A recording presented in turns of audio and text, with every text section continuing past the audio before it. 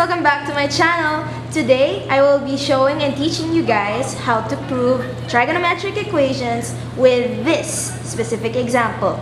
First off, let's review the basics that one should know before they prove a trigonometric equation.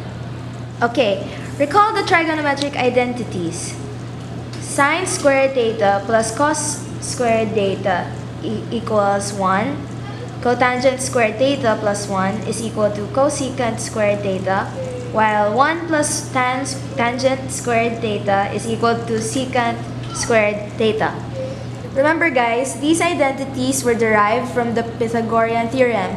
So for those who don't want to memorize, just recall the Pythagorean theorem. R squared is equal to x squared plus y squared.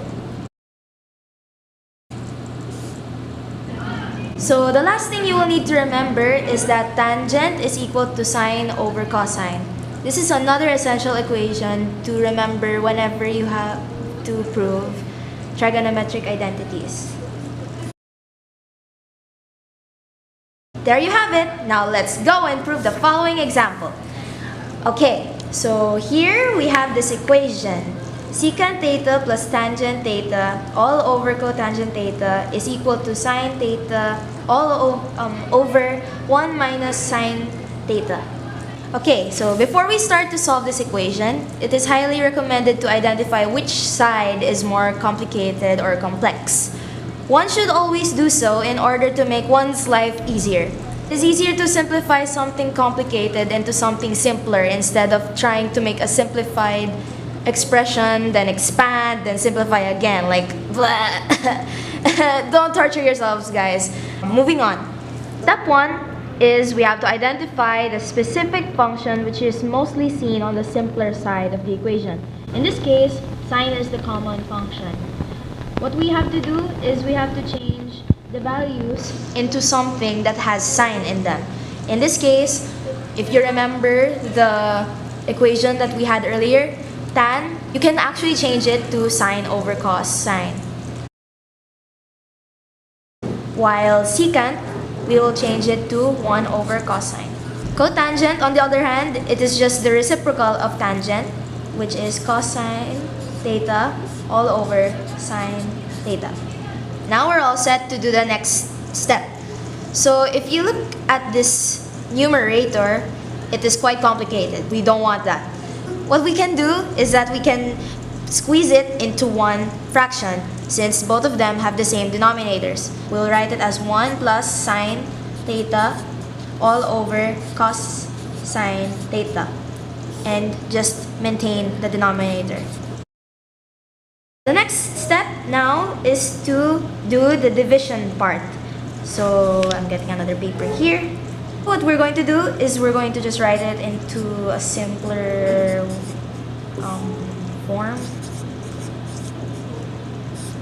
We're basically just multiplying this to the numerator, except since we're doing division, we're going to have to get the reciprocal. So in this case, it's sine theta over cos sine theta. Next is we're just going to have to multiply things. Then take note that we don't need to distribute sine to 1 and to sine theta because later on we will have to leave that alone, as you can see here in the other side of the equation. While at the bottom, we're going to multiply both of them. So guys, we just need to have sine theta alone at the numerator. So we'll have to cancel this out. To do that, let us recall the identity in the basics earlier. If we manipulate this equation, we could get a value that has sine in it. Let's write that down. As you can see, the denominator is a difference of 2 squares. If we expand that, we will be having,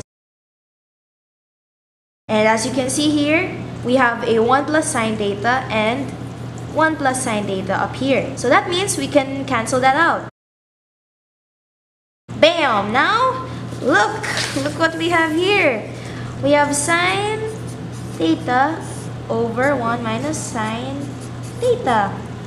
We've solved the problem, guys. Yes.